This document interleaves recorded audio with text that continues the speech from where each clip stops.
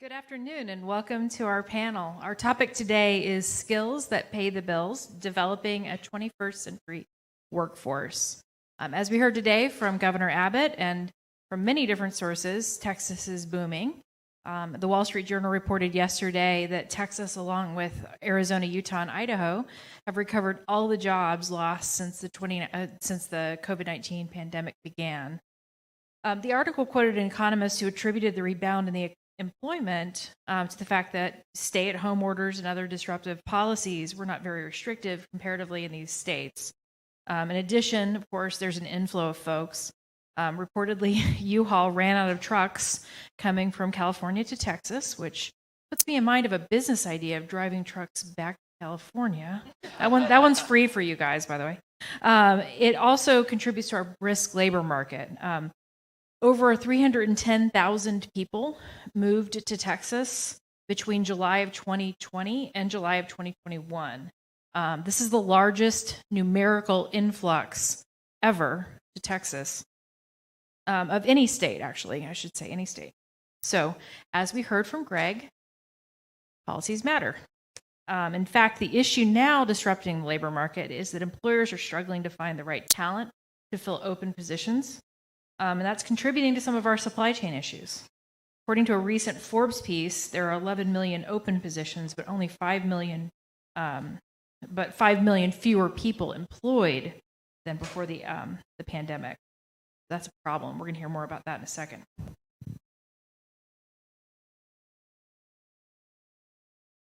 I am very excited to introduce y'all to our panelists who are here to help us understand how our career and technical education system can do a better job of helping students.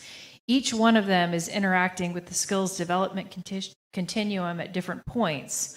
And I hope that our conversation today paints a clearer picture of what policymakers can do or not do to help all Texans get the skills to pay the bills. I'll start here to my right with Mr. Glen Hammer. Mr. Glen Hammer serves as the president and CEO of the Texas Association of Business after 14 years as the CEO of the Arizona Chamber of Commerce and Industry. He played a central role in advocating for the passage of the U.S.-Mexico-Canada Agreement. He served on the governor's Arizona-Mexico Commission for 5 years. He founded Chamber Business News, a news gathering outlet that provides original reporting on business and political news, insights, and analysis throughout the state. He served as the chief of staff to Arizona Congressman Matt Salmon and executive director of the Arizona Republican Party. He's a graduate of Cornell University and Arizona State University's College of Law. Very happy to have you here. Thank you. Thank you. And I've got to my further right here, thank you, Jennifer Dirmeyer. Dr. Dirmeyer is a managing director and chief accreditation officer for the Workforce Talent Educators Association, a quality assurance organization using workforce outcomes to recognize excellence and excellent career building educators. Before joining the WTEA, she was a tenured economics professor at Ferris State University in Michigan. She was also the director of higher education policy at the Cicero Institute. Welcome, Jennifer. Thank you. And then we've got Mr. Marc Pollicove. Marc serves as the lead CTE instructor at the Texas Premier High School at Mattress Max Gallery Furniture in Houston. We're going to learn more about that today. Thank you for joining us, Marc. And finally, I have Mr. Ethan White. Ethan is a student at Texas State Technical College, where he's studying instrumentation technology and electrical power and controls. We're very happy to have you here today, Ethan. Thank you for joining us. Thank you.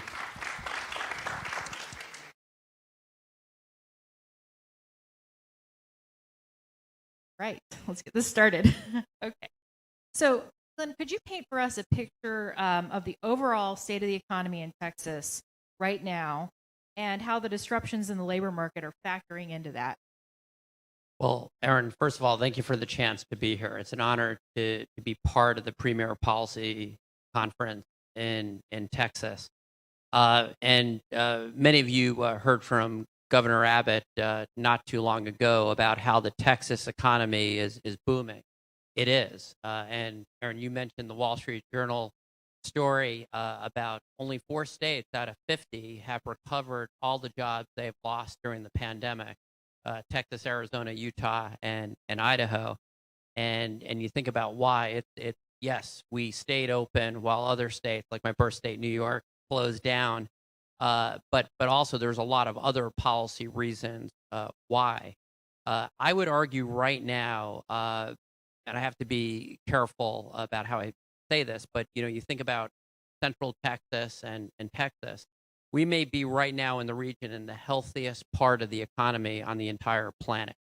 It's booming, and it doesn't really matter what area you're talking about, and it's because, in large part, that our policymakers, Governor Abbott, the Lieutenant Governor, the Speaker, the state legislature, working with great groups like TPPF and the Texas Association of Business, have created policies that make the state so attractive for people and businesses. Hyperbole? I don't think so. Texas is the only state in the country that gained 2 congressional seats.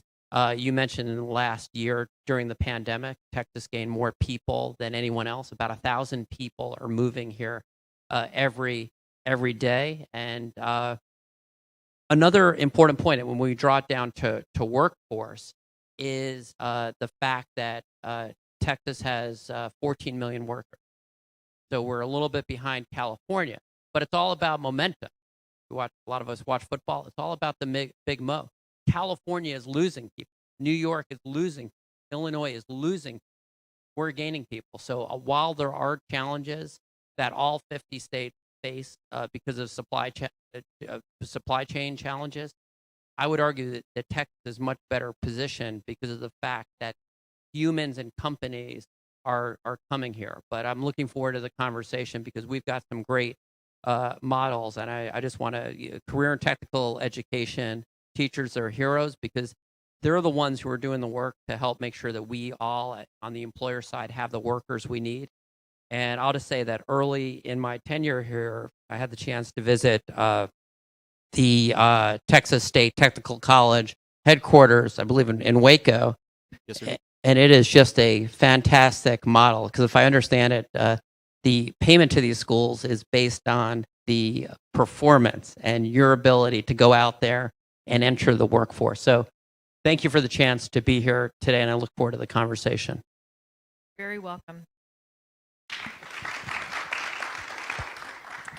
All right. Well, that helps us get a sense for we're in a great position in Texas. So why do we need to talk about policy solutions? Well, we still have some challenges. Some of those challenges include employers seeking to work for them and those job positions remaining open for longer than employers would like. And so that has a lot of factors, obviously. Part of it is training. Part of it has to do with policies that maybe encourage people not to get back into the labor market early in the pandemic. Things of that nature certainly contributed. But the skills gap was there before the COVID-19 pandemic hit. This was already a problem, and it was becoming a larger problem because lots of folks in skilled trades, frankly, they're retiring. They're my dad's age, and they're not seeing any younger people come along, and it's concerning, right? If you've been in the skilled trades, you know this. And so I would like to turn us over now to Jennifer and talk a little bit about how we got here to that point where there seems to be a mismatch in the labor market and then the pool of skilled workers to fill those jobs. Sure. Thanks again, Erin, for inviting me and everyone for being here. So I will say that I'm having a brief moment. In my former life, I was an economics professor. And so many times at many dinner parties, people said, why is the economy so bad? So, this is it's a great moment where I get this question, and it's not about the economy being bad, at least. But we do seem to have an issue, right, with our talent pipeline system, right, in the United States. And the way that I like to think about it is that this should be a whole ecosystem that is supporting and creating positive feedback loops. So educators and employers should see themselves as part of one whole system, right? And I don't think we're really there. We are there some places, right? And you'll hear from some exemplars of that kind of system, but that's not how we are in most of our post-secondary ed, not to mention K-12 system. And once again, Texas has an opportunity to lead here. And so this is what I'm so excited about. We recently started the Workforce Talent Educators Association here in Austin in order to try and help build that ecosystem. And our theory is this: employers need to be investing in relationships with educators. Educators need to be investing in relationships with employers, but we don't really know how to do it, right? It feels like a little bit of a black box no matter which way you're looking.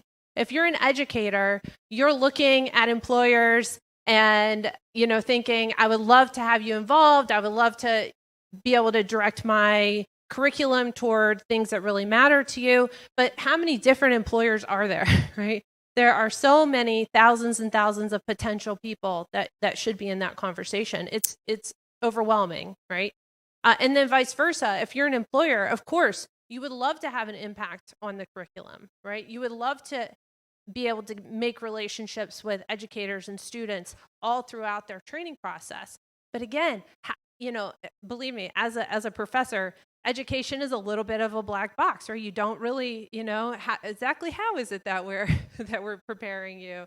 I know that when students come out of my econ class that they can think better and that they can, do better analysis and make a contribution to their employers. But even sometimes it's a hard time for me to sit there and say, okay, this is exactly the moment when you made that transition, right, into developing that judgment and that perspective.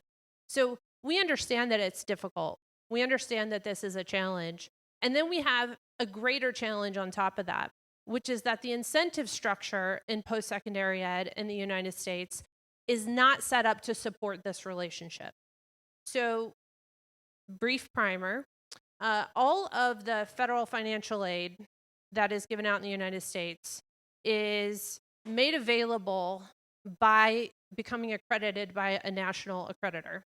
National accreditors were set up many, many moons ago to be quality assurers for a sort of traditional higher ed system, right? So, very much your sage on the stage system. You have the researcher scholar who is supposed to be the expert in all things that they're talking about. And so most of the accreditation system is sort of built toward that model, that one single model. And frankly, it's just not enough for what we need to do. It's not to say that that's a bad model. I loved being a professor, right? It's not a bad model, but it just can't be our only model. It can't be the only way that we think about education. It can't be the only way that we think about what we're going, how people are going to prepare themselves post high school. And so in order to move forward, in order to sort of open those pathways, clear the communication between educators and employers, we have to, our theory is that we have to develop a new model of accreditation. And that's not necessarily actually even to replace the old model. It's more of an addition. So thinking about, and we're all familiar with industry certifications, right? So you have industry experts that think about their particular place in the education sphere, and they certify people to be able to teach and then to give certifications, right?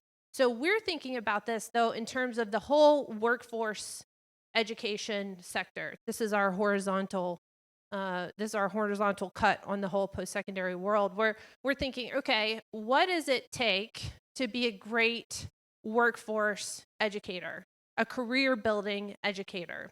And how can we create a quality assurance model that rewards excellent career-building educators, right? So one of the things that, and there's lots of debate about gainful employment right now, but one of the things that's interesting to me, at least, is that in the vast majority of accreditation systems, job placement doesn't even factor, right? You don't even have to know if your students are getting jobs. You don't have to track it. You don't have a target, right? You don't even have to know, which means what? A school that wants to focus on that gets no reward for it. And believe me, it's hard. That's hard work, right? And you get no reward for it whatsoever. You get rewarded for how many grants your faculty are getting and how many PhDs they have, right? But you don't get rewarded for whether your career services is actually preparing students to succeed on the job market, or whether your curriculum is actually targeted to specific career pathways, right? And so we really want to advocate for a change in quality assurance in the way that we think about what it really means to be an excellent educator, so that we can start to revise those incentives so that schools like TSTC, who are doing an excellent job at this, actually get the credit that they deserve for it, and we can encourage more of it. Really well said. I want to just point out that really higher education, and really the education system in general, is built around a system of inputs and not outcomes, right? And so by inputs, that's contact hours, right? That's number of minutes that you were sitting in a seat. Not based on competency, not based on how you did after you got out. It's a very I say old-fashioned, but it actually didn't come about until the 1800s, late 1800s. And you can blame Harvard for it, as usual. And so I really want to point out that like this model is relatively recent and needs to be disrupted in the 21st century. And Jennifer's organization is leading that effort, inspired by the work at TSTC. And we'll talk a little bit more about that in a second. I want to turn it over to Marc now. Marc, your boots on the ground. You've been doing career and technical education for a while, and you're now at Work Texas. And I would love to hear from you a little bit about what it means to be an instructor there, what the Work Texas vision is, and kind of how your interaction with students is changing their lives. Thank you. Jennifer, I'm going to take off on I should have taken notes because you covered so many of the highlights that actually I want to talk about. So my name is Marc Pollicove. I'm out of Houston, Texas, and I do work at Gallery Furniture. Have nothing to do with selling furniture, but we do construct some furniture related to the program. So let me just give you the how. You know the where now, because it's at Gallery Furniture, 6006 North Freeway, in between Tidwell and Parker. If you're from Houston, Did your you boss tell you to make that hear pitch? that commercial. So, I mean, I'm not selling his program, I'm selling ours. So, if you know Mattress Mac, Jim McInville, you have to understand his philanthropy that he's done so much for in the city of Houston. When there's a flood, come to my place. The frozen pipes, he had people in the parking lots sleeping inside the nice warmth and provided food. That's the type of person he is. Well, what's going on in this community? He did a survey, and I may be a little wrong on the exact mileage, but he did a 6-mile radius from the central store, and looking at the economics of that area, the average household income was $26,000 a year. If you know Mattress Mac, he provides so much: furniture, food. He had a huge barbecue pit, and he's giving food to the people with like takeout. It's just one person, one plate per person. If you have 4 people in the car, you get 4 plates. He's not going to load you up, but that's just how he is. He has work available for you if you want to work. And the things that he's done, but he said, I can do more. What can I do? Why is it that the income is only at $26,000? What's keeping these people from working? Well, they need a trade. They need a skill. Maybe they didn't finish school. Maybe they did finish school, high school, and it's dead end. A lot of these moms, they have babies. They can't go to work. So I'm just going to jump ahead. We're not going to have that as an excuse in my neighborhood. I have child care. I'm going to provide child care. So now you can come, put your child here, and get yourself an education. Get yourself a trade. Get yourself a skill. You don't have anything to eat? Well, when you come to our school, we have breakfast, we have lunch. So the program is set up, and I just want to talk. That's why he decided to set up this school. He gave 15,000 square feet of his showroom and warehouse for our educational purposes for teaching and training. 15,000 square feet he gave up. You know, when you got salespeople working, you know, you work on commission doesn't make them happy. You know, so that's a sacrifice that they all made. So let's just talk about the different areas of what we have to offer. We have a regular high school, 14, 18 years old. So you come to school and you work on your academics. You need so many credits in English and math and science, and you work at your own pace. We have people, certified instructors to help you get through. You can work as fast as you want, but not necessarily as slow as you care to, if you know what I mean. You know, you have to meet a certain standard. So let's say you're 18 years old, and I sure would like to have graduated. What am I going? What am I going to do? So we look to see where the deficiencies are, what credits they need, and they can work at their own pace, basically. They can work right along and pick up their units for graduation, you know, that work towards their graduation and get their degree. You don't have to follow traditional. If you're taking geometry, we start in August and then we finished in May and now you get your credit. It's not like that. You can start in August and finish in February, and then you pick up, let's say, Algebra 2, and maybe you'll finish during the summer. If you know, so you work at your own pace, basically, and there's a lot of assistance there. So we work on getting a high school diploma, not the GED. So while they're working on their units, they're learning a trade. So that's 14, let's say, to 18 years old. Now you've got a 17-year-old who maybe dropped out of school for one reason or another and have 5, 6 credits at 17. At that rate, they're going to be 21, 22 by the time they graduate. They don't want to be there, okay? So we have a group, 17, listen to this, to 26 years old. 26 years old, and we have people who are there working on their units to complete enough to meet the qualifications for a degree through the state of Texas. At the same time, we're teaching a trade, a craft, a skill. What do we offer right now? We offer welding, different areas of welding. We encourage them and we take them to different competitions. We take them for a certification, and that's one area.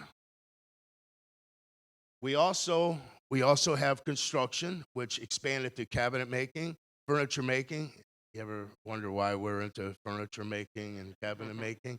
And then we also teach electrical, and with electrical, it's commercial and residential. We've expanded now on to plumbing, HVAC, and we're toying with the idea of maybe even small engine repair. And you're thinking, well, we don't need small engine repair anymore. Well, who is going to repair your lawnmower? Or is it the society that we're so accustomed to when it doesn't work, we just throw it out? See? And I was that type of person. When I see that you threw something out, I pick it up, you know, because that's what I enjoy doing. So my point is, so now we've addressed regular high school. We've talked about the older student with a few credits to graduate, and we go to 26 years old, okay? Now we have a third area, and this is where Texas comes primarily into play, and that is if you're an adult, and we work through HCC, Houston Community College, and we offer programs, once again, in electrical, construction, and welding, and we put the students through particular units, and this is primarily towards getting the certification in the trade or the craft. That's where if you already have your degree, your high school diploma, or maybe another degree, that you could come in and take classes to learn a specific trade. Where Texas also assists in helping students with placement. We also help industry find employees that would work in their program. When I go and I talk to a particular company, I ask them, what are you looking for? You know, what is it that you want? What type of welding are you looking for? What process, in other words, what I'm asking? And then I try to find what the match would be for that particular company based on what they need and what the talents and the skills are that are available. So that's what we offer at Gallery Furniture.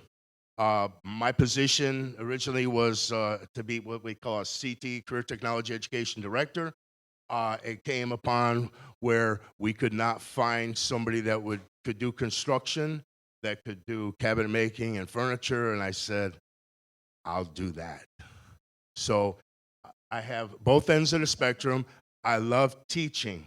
You know, I came into it with 43 years of experience. You know, I retired, it was time, and then I wasn't out for a week, and they said, hey, look what we have going.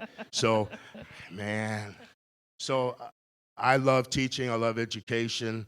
You know, I actually did my internship for administration. That would have meant I'd have to give up teaching. I was going to be an administrator and give up my coaching.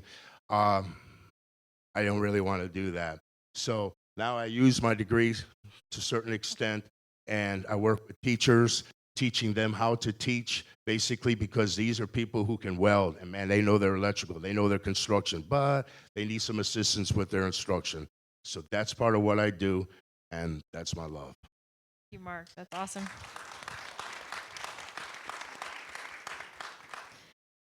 It's always encouraging when we talk, and I will encourage you guys to check out. We have a video that we produced last year featuring Gallery Furniture Work Texas, and interviewed some students, and Marc was one of our featured interviewees. It's on our website. I encourage you to check it out, and you'll get to see the space, and it really hits home when you can kind of put an image in your mind of what they're doing there. So thank you for all your great work.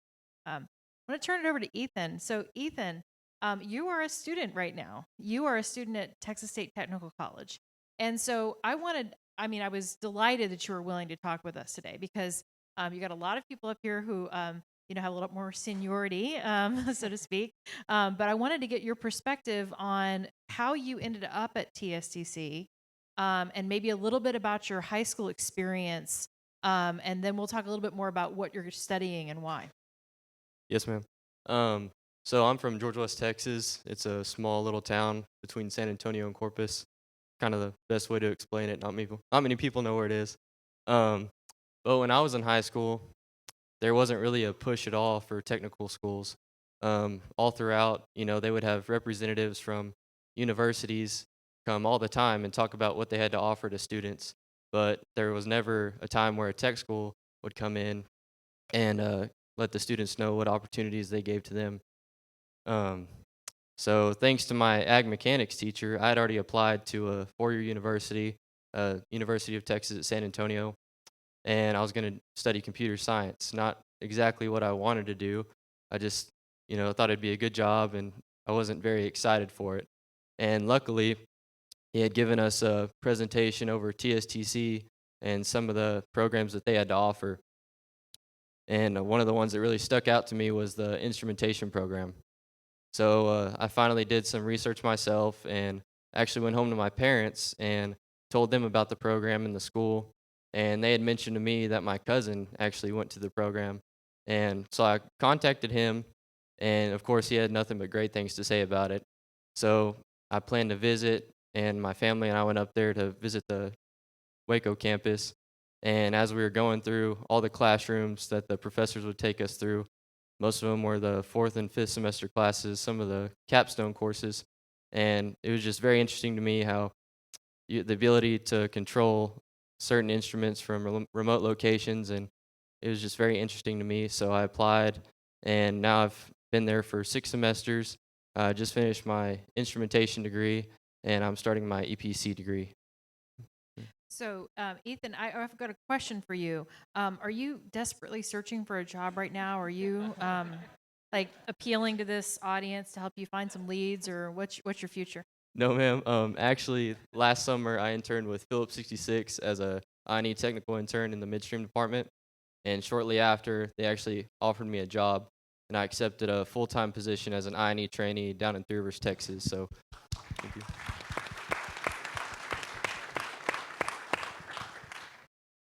But my first year, I'll be a trainee, and then after that's complete, I'll actually take a full-time position as an I&E tech, where I'll go kind of on my own foot. And my plan is to, gain as much knowledge and skills as an I&E tech for my first 5 or 6 years, and then potentially move into maybe the automation department or supervisor position, and then potentially into management. But my ultimate goal would be to become a craft supervisor, which is the supervisor over all the crafts, so electrical, measurement, instrumentation, and maintenance. That'd be my end goal. Great. Well, we're excited for your future. We'll be seeing you back here in about 20 years as one of our visionaries. Thank you, Ethan. That's awesome. I wanted to pick up on something that I want to kind of turn over to you, Glenn. You're probably hearing from employers quite a bit. I mean, you are the voice of Texas business, but you also listen to employers. And so tell us a little bit about what you're hearing from them about the skills mismatch and just kind of like the impact that has on the economy as a whole. Well, I was thinking of a side gig being Ethan's agent, but it sounds like Right. there's no need for that. When I go around the state and I bill myself, I can't prove it's true, but I think I'm the chamber guy who's been out in front of more chamber meetings than anyone on the planet. And I should also probably get a commission from Pfizer. We'll see if the vaccines hold or for how long. But one of the issue that I hear everywhere I go, it doesn't matter where I am in Texas, is that even though I was saying all these great things, which are 100% accurate about the state of the Texas economy, the size of our workforce, the diversity, the great work that the Texas Workforce Commission does, is that wherever I go, people are asking for workers. And it doesn't really matter the type of industry. And a lot of times, and we have not solved this issue, there's a question, where are these missing workers? So one thing I do have to say, Erin, because I think this is important, is that getting the policies directionally right are important. So you think about the $300 federal supplement earlier in the year, that became very clearly a disincentive to work. We have to make sure we don't have those types of things. But the other thing is to make sure that because we talked a little bit about higher ed. I have 2 quick points here. One is cultural. All work is honorable. So, Ethan's story about he had a desire to go in a certain field, but it was either discouraged or wasn't encouraged. That's a problem because you're well on your way. I think everyone here knows we don't have to worry about Ethan. Ethan's going to be a contributor to our great state for decades to come. So part of it is cultural. All work is honorable, and people should be encouraged to go into the skills that they want. And I know this from a family size. I'm sort of the low achiever in the family. The brightest is my youngest brother, my young brother. He basically, bright guy, brightest in the family, flunked out of college because he was supposed to go to college. He didn't want to go to college. He wanted to code. He wanted to do computer stuff. Well, now he works at Adobe, and I have to be nice to him in case I need a loan. So part of it is cultural. But the other thing is we need to make sure that those years within K through 12, and there's a lot of good groups that are working on this, including TPPF and Heritage in the swamp in DC. We have to encourage our K through 12 system to have some tension in the system, which means that I'm a big sports guy, and that's sore, coming from Arizona, and things didn't work out terribly well in Texas either on the football side. But think about K through 12 sort of as the minor league, in the sense that at some point the kids are going to graduate, they're going to go get a certificate, community college certificate, university. They need to be ready to rock and roll. And I think the business community and the higher education community has a responsibility to put more positive pressure to make sure our K through 12 system is delivering students that are ready the day they exit. And my final point is that, and I'm stealing this from someone in Texas, I can't recall who said it, is how a kid is ready for the workforce when they graduate high school? If they're graduating with a certain amount of college credit, or they have a certificate where they're ready to enter the workforce at that point in time. Really well said. Couldn't top it. And a couple of things just to note, Jennifer. This all I think I mentioned before. This system has been in place since I don't know, the 1800s, late 1890 or something like that. How would you envision sort of fundamental shifts? What are some ideas you have both on the possibly secondary side, but also the post-secondary side? And what are some models that you would point to that can get us there? Yeah, sure. So if I was in charge for a day, sort of thing, I think the thing to remember is that our ultimate goal is not to find the best education system, right? A healthy education ecosystem has a great diversity because we have an extremely diverse population with all sorts of varying interests and all sorts of varying needs in our employment sector, right? So the idea is never to find the best way to do something, right? But it's to figure out a system where whoever is doing any of the particular interesting, innovative modes of education who are serving different populations, that those who are doing it best rise to the top, right? And the problem that we have right now is that there's no correlation between those who are doing it best and those who have even the best reputation, right? We have sort of a status quo system where if you used to be great, you're still kind of considered great. Nobody really has any idea or any lens into what you're doing to know if this is true or not true, right? So our education system is moving along, and we are frankly very lucky because we do have some of the very best universities in the world here in the United States, right? So in some ways, status quo is working a little bit, right? Because we have some great historically founded institutions that really keep us going, but it's just not enough anymore. We have got to open up different pathways to meaningful work. And so in order to do that, we have to start thinking about how we judge and evaluate educational opportunities, right? So right now, and be honest, the one way you know whether a school is good is A, if your cousin went there, right? Or B, if it's in the U.S. News and World Report rankings, right? And I don't know if you've looked at how they do those rankings, but it is very suspicious. Okay. Sus. The kids say sus. Yeah, they do. My kids say it's sus, totally. So we need a different way to do this, right? So what we need is we need to think about outcomes. We need to think about the data that we get, right? We need to demand good data from all of our education organizations about their students' workforce success, right? We need outcomes information. We don't need more information about inputs, right? Information about inputs about, what exactly it is that what degrees your professors have, or how many papers they're publishing, or whether or not you have a curriculum committee, right? This anchors us in a past system, right? And it also means that we have to essentially conform to one vision of what great education is. And we just can't survive that way. That's not how the United States has prospered, right? Our system has allowed so many different businesses to come into any market and give their shot at how to do it, right?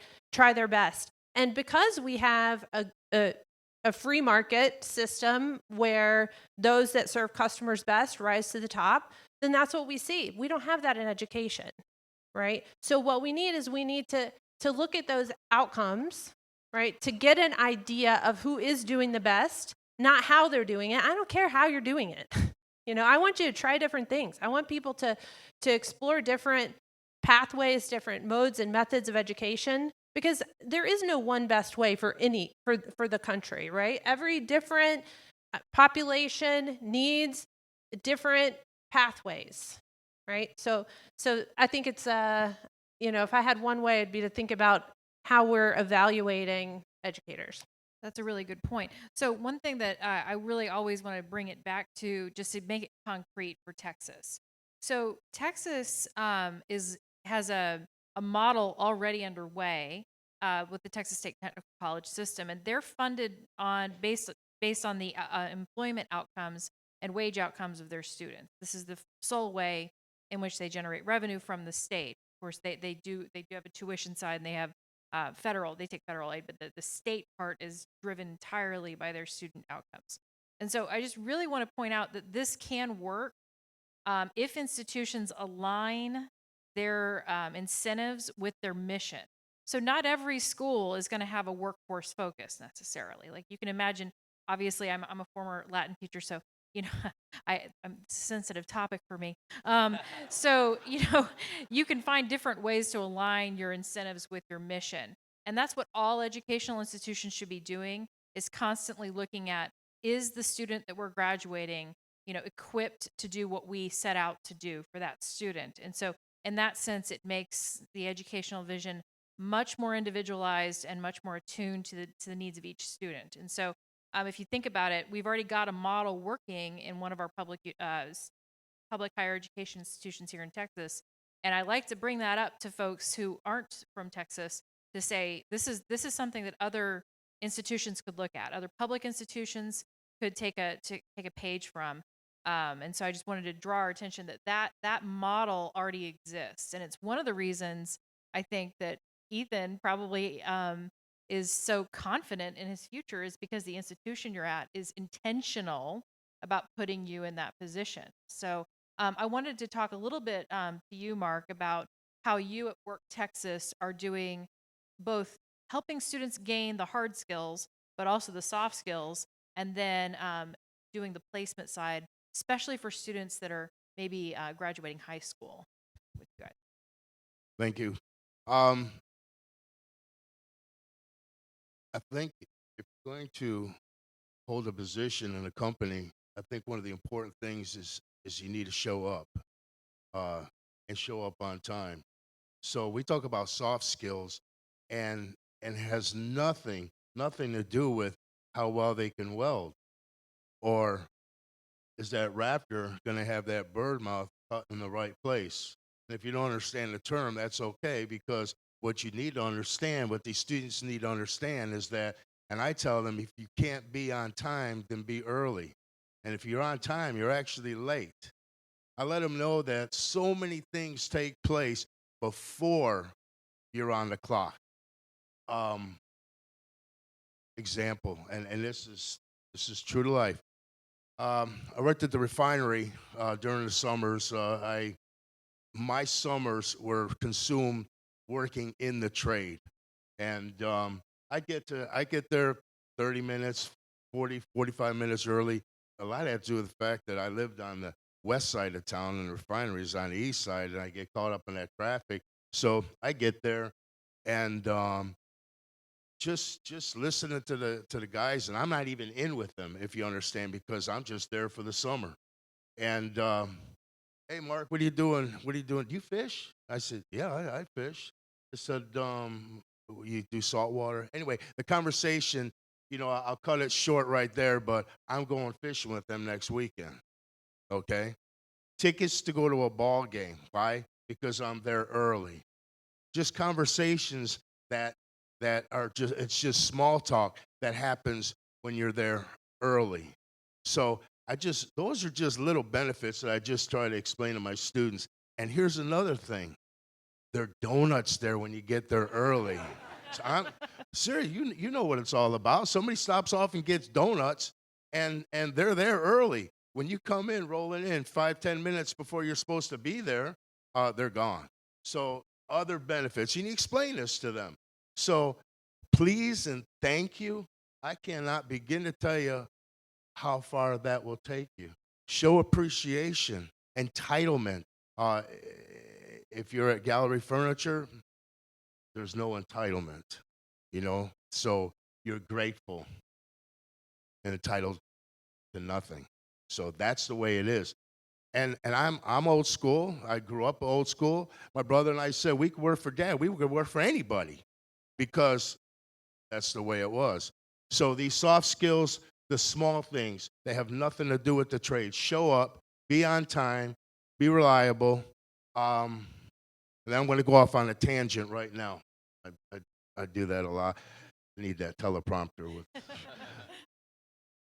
This morning, I went outside the hotel early this morning. have my cup of coffee, and I'm talking to the foreman on the job site, and just ask him, hey, how are the how are the jobs going, and are we finding? Do you have problems finding employment? He says, why you looking for employees? Why you look for a job? I said, no, no, no, no, and I just want to find out what's going on, and that's one of the things that we talked about is showing up on time. So the guy's got a big job, okay? It's electrical. And hey, can you help me out? Can you help me out? They were working at the mall, okay? They close at Friday at night, and they open at Saturday at 10 o'clock in the morning. All the power's off, and people aren't showing up for work. So then he's got to call his buddies from the union, and now he's paying them an exorbitant amount of money just to get the job done. And that's frustration. And that's showing up when you say you're going to show up for work. Be inquisitive, ask questions. Don't be afraid to say, I don't know how to do something. I teach them small skills, and I gave a lesson this past week, and I didn't write it down. I didn't give them notes. I said, okay, this is the first thing we're going to do. We're going to do this, and we're going to take the materials. We're going to do this, and then I just gave them 4 steps. And I said, which I didn't want to do. I said, what are we doing first? And what are we doing second? What are we doing third? And what's the 4th step? Do you agree with that? Do you agree with one? Do you agree? Okay. So when you go out on a job, and your boss says, here's number 1, here's number 2, and here, hold on. Write it down. Just write it down. And then after, when you're finished writing it down, say it back to your boss.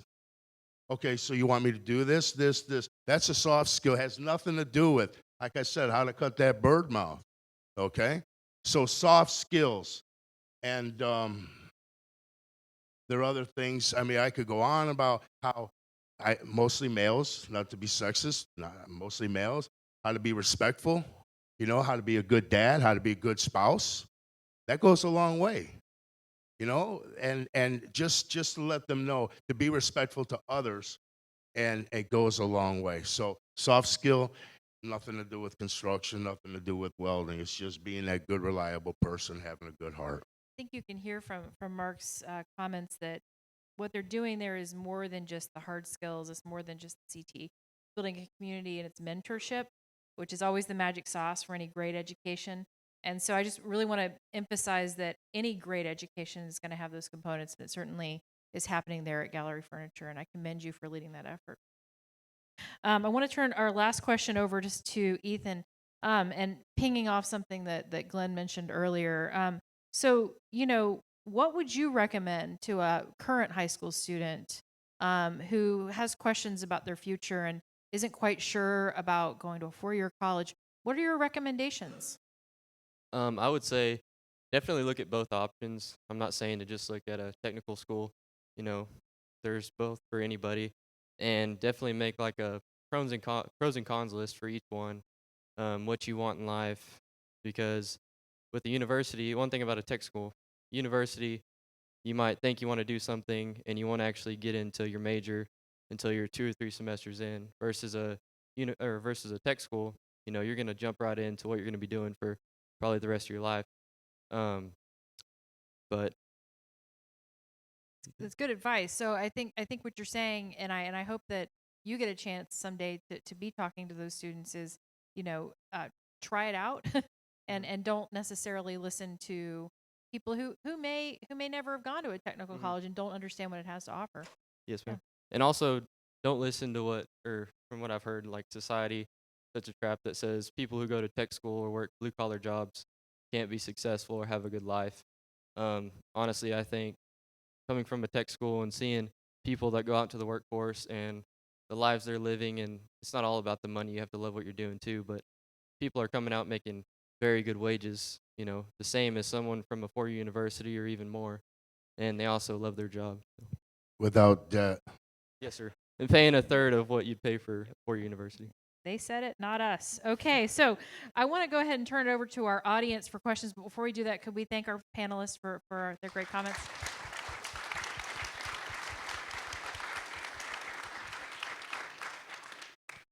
Okay, so we're going to do a Q&A, and I'm going to be the one recognizing each question. We have 20 minutes for questions, so till 2:40, and I will be strict on that because we have to get y'all to the next panel. Okay. Oh, one thing. Wait on the microphone to get to you because we have folks joining us virtually. So go ahead. Yes, I would like to know where to begin because the schools have got to interface with the employers and both back and forth employers at the schools. So where does the government get involved with that, or is that something you give some direction to? Who jumpstarts that program and then they facilitate communication with each other and then come up with some real solutions? Yeah, that's a great question that has more than one answer.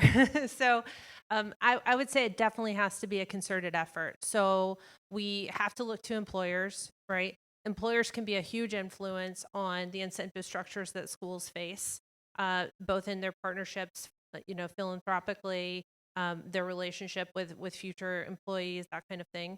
I think we do need to get the policy right. We need to align the incentives of our education institutions with the long-term success of their students. And they're just not there right now. And so that's a huge thing. So, in my perspective, if we get the incentives right, the schools will figure it out, right? These are brilliant people who really want to do what's right? They want to do what's best for their students. Just right now, our incentives are fighting against each other, right? So they don't have the forward momentum to be able to make this investment in the employment relationship. And then finally, it's the students, right? So this also goes back to our K-12 system and our guidance counselors out there, right? So the students need to demand more information from their potential schools about what the outcomes are for their for the graduates of those programs. If students start demanding that, then you'll see the response from educators. So, it's really, unfortunately, it's one of those answers. It's everyone. We all have to do this. And so, look for ways to get involved. Glen? Parents. Absolutely.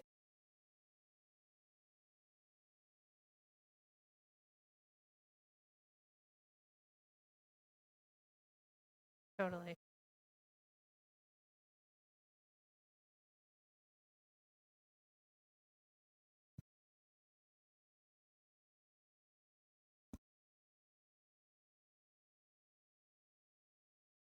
That's right. Parents do need to demand more. We agree with that. Glen, you had some thoughts on this? That there's things short of that, and there's a lot you have to do in terms of the policy side. That's not so easy. But what you can do is sort of getting parents can help their kids with the soft skills, and also, one thing for all of us here, and it's something I encourage my own kids: internship. Try stuff out, and if you hate it, that's good. You've learned something, and businesses could also and do also step up as well with internship and apprenticeship. It's a great way. You have a love connection. You have a great person that could be a permanent employer, and if it doesn't work, that's okay as well. But I think that that's really important. The sooner you can students in high school can get these experiences, the better. Completely agree. Question back.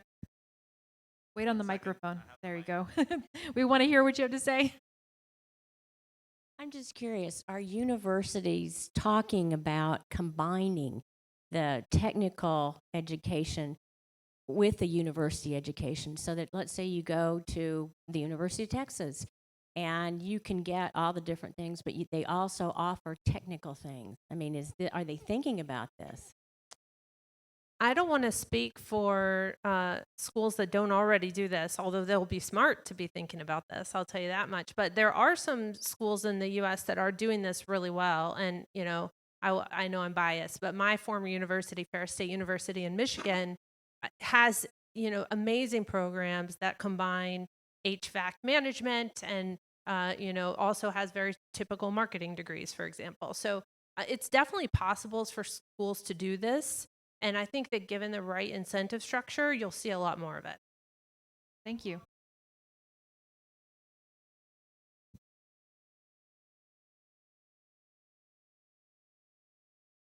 right. We actually have a tool on our website. If anybody wants to check it out, our own researcher, Dr. Andrew Glen, has put together a dashboard if you want to check out the debt to earnings ratios for any given program in the whole country. You can check it out. So I encourage you to take a look at that if you've got any young people in your lives. Okay. Gillen, Gillen. Over here. Howdy. Okay, so I have a question about, can you differentiate, say, a 7-month or a 1-year technical trade certificate versus why a 4-year technical college degree? Because a lot of the kids that I have in my household, boys in particular, they don't want to sit through 4 more years of school. Great. Jennifer, you want to? Yeah. Yes, ma'am. Can you repeat? Sorry. So, like, there's a lot of trade programs out there that are like maybe 6 months, a year, 18 months. Mhm. How is the 4-year route more of a benefit to the student than just going the typical straight trade school route where it's a little bit shorter time frame?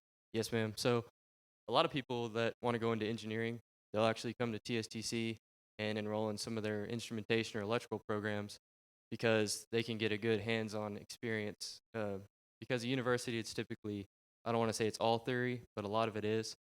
So you can be a lot well-rounded professional once you get out if you see both sides.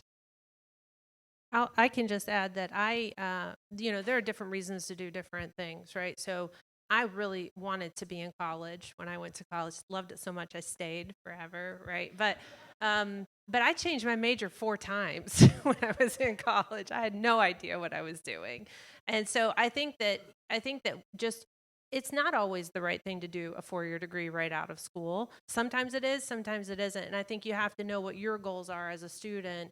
And it's not necessarily going to prepare you better for, being on a pathway in life to go to a 4-year program. It really just depends on what it is you're trying to get out of it. That work-based learning piece that Glenn brought up, the internships, that is a huge part of helping students discern where their heart is and where their head wants to be too. And so that's one of the things we've worked on here at TPPF is paid internships for high school students. It's one of the reasons we've advocated for that policy, because we believe that if students are connecting their in-class learning and their CTE program with a hands-on approach, that those students will have a much better shot at figuring out what they want to do with their lives before they're 4 years in and $100,000 in debt. So we've got a question over here. So I work in oil and gas, and one of the biggest issues that we have right now is finding workers, and specifically CDL drivers. So, maybe Marc's, working on something like that, but you can make $120,000 driving a truck. So how can we compare, say if you graduate from UT with an English degree, how can we compare that making $30,000 or unemployed or whatever to $120,000 driving trucks or whatever? How can we show different, bring awareness to other opportunities, how much you can make there? And even if you don't want to drive trucks, maybe drive 6 months a year, whatever, and then start your own business, but at least you see opportunity in that and can give back. That's a great question. Marc, are there any plans for Gallery Furniture to add a CDL program to the mix? I apologize. I'm challenged in my hearing due to abuse of over the years for various reasons, being machines. So I just have to admit to you, I'm sorry I didn't understand or hear much of that question. I tried really hard to read those lips, but I missed it. So I'll be happy to answer the question. I heard bits and pieces. Do you want to rephrase that, or I'll take a just stab so- at it? Yeah. just quick. So I think the question really is, how do we build awareness among students about the opportunities in things like trucking, right, versus the opportunities available after a 4-year degree? So how do we help students understand that? That's a good question. It's always on my mind. I'll just take personally, my parents said, you can do whatever you want after you get your degree. And, coming from that educated family, I challenged my parents and said, I want to go work with Keith's dad after high school because he did construction. I just enjoyed doing that. I said, that's fine. After you get your degree, then go ahead. My choice was not do you want to go to college or not go to college. My choice was which college do you want to go to. That was it. I went to college. I kind of knew what I wanted to do when I was a senior in high school. I wanted to coach and teach PE. No, I think I want to teach industrial arts because I don't want to do something all day and all night after school. So, I got both ends of the spectrum. And it starts at home. It's the same thing that I had. It's that pressure. You need to go to school. You need that 4-year degree. If not, then that's what we look at. That's what your girlfriend's going to look at. That's what her parents are going to look at. That's what our family is going to look like. You have a degree. You have a bachelor's degree. And honestly, the work that I've done in the summers, and a lot of times I hire my students because, well, I have the opportunity of 100 students. I could pick the top 5, and they work for me and they work well. And a lot of them are in business today. I got a call last week. It was last week of extended season for deer hunting. Hey, coach, man, you got to come up here, man. I said, oh, I can't this weekend, and man, we got this. And then, well, this summer, you need to go fishing with us. So the guy has a boat. He has an excellent deer lease, and actually, it was 2 of them together. So it's one of those things, because he remembered on the Tuesday before the Thanksgiving holiday, my boat was parked out in the back of the school because I'm headed to the Gulf, and I'm going to be there all night fishing, okay? And they saw that, and he reminded me of that. And that's what he recalls. He sees success. He didn't go to college. He worked hard. And his cousin works even harder. And another little story, he pulls up in a 250, F-250, King Ranch, and he didn't get his degree because he had a 69 in the English class, his English 4, his 69, and he never graduated as a result of that. Broke his heart. He was making 6 figures. Oh, mercy. Early 2000s, he was making 6 figures, but he was missing something in his life, and that was his. So the degree, I don't know. I'm glad I had it because it enables me to do what I'm doing right now because I needed that. But I was making a heck of a lot more money in the summer. I compared my paycheck to our superintendent's paycheck when I was teaching, and I made more than him in the 2 months I was working nuclear power than what he made, for his 2 months. So we need to step away from that. And just understand it's noble, whatever you're doing, so long as you're working and you're working hard and you do the best job that you can. Really well said. We've got a question right up front here.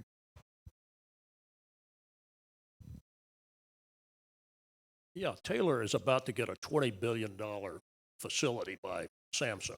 Governor Abbott mentioned it this morning.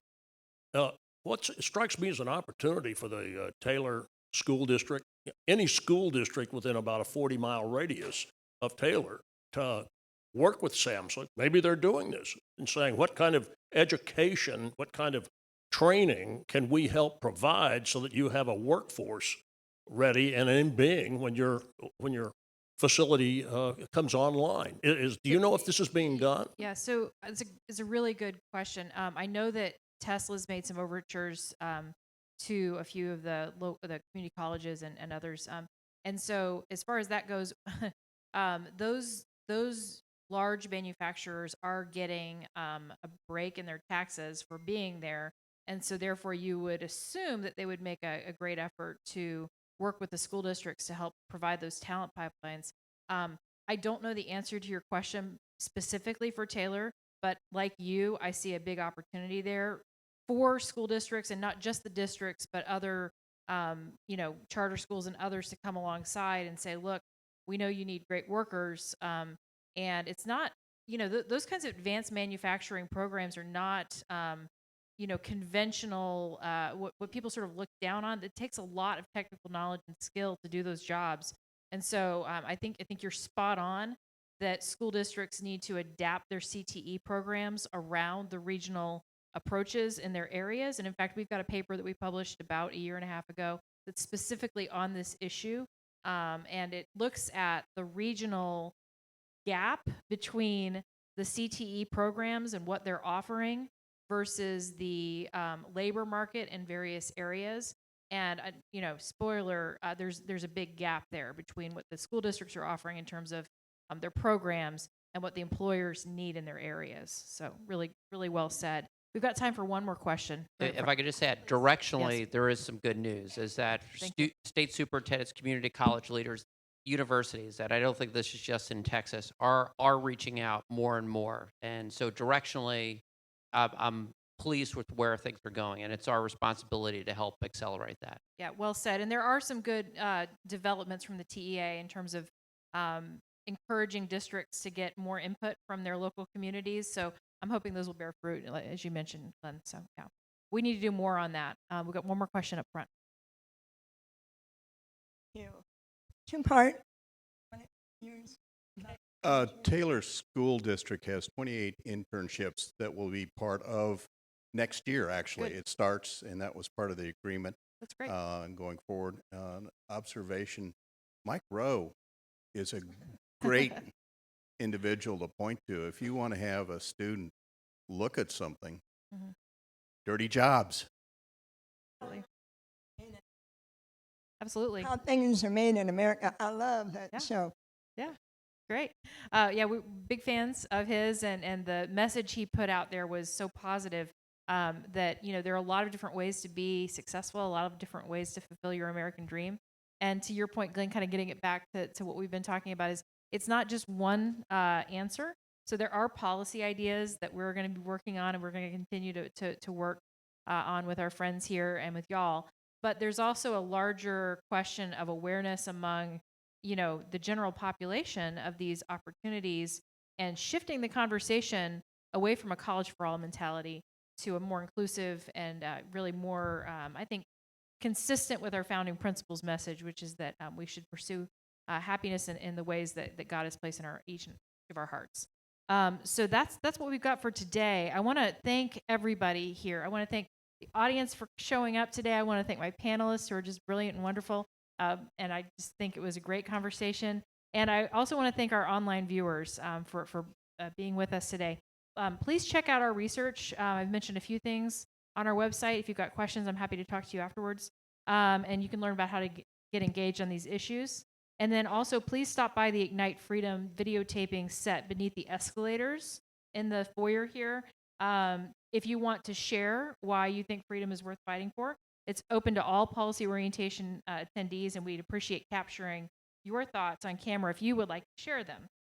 So it'll take place all 3 days, and it's happening now until 4. So thank you again for coming.